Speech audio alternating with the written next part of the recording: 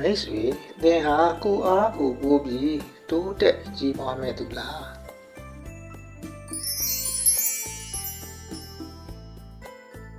ကံကြမ္မာလမ်းကြောင်းဟာဦးခေါင်းလမ်းကြောင်းကနေစပြီးတက်နေတာကိုတွေ့ရပြီဆိုရင်ဒါဟာကိုထူးကိုချွန်သူတွေရဲ့လက္ခဏာတွေဖြစ်ပါတယ်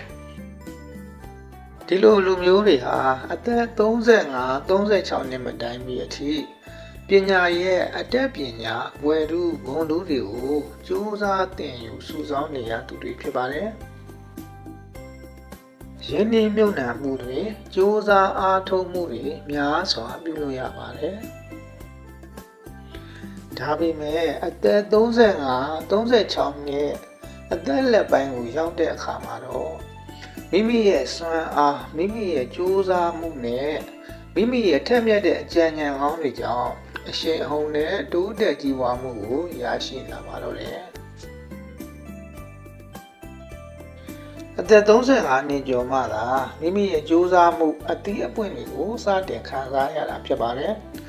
သူတစ်ပါးရဲ့အကူအညီကိုအထီးကမမျှော်လင့်မဲ့ကိုအားကိုပို့ပြီးတော့ကိုလူကိုချွန်ကြိုးစားရတဲ့သူတွေဖြစ်ပါတယ်မိတ်ဆွေအနေနဲ့အခုအချိန်မှာကြိုးစားနေရတာကိုပင်ပန်းနေသေးတယ်ဆိုရင်စိတ်တက်မကြပါနဲ့။တင့်ရဲ့ပညာရေးလုပ်ငန်းအတွေ့အကြုံကျွမ်းကျင်မှုတွေဟာ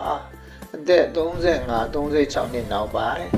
တင့်ကိုအခိုင်အမာကြီးပွားစေမယ့်အရင်အနည်းတွေပဲဖြစ်ပါတယ်။ကိုယ့်ရဲ့ကြိုးစားအားထုတ်မှုကနေအောင်မြင်မှုရရှိမယ်ဆိုတာကို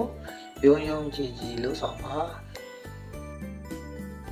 အားလုံးပဲအောင်မြင်ကြပါစေ။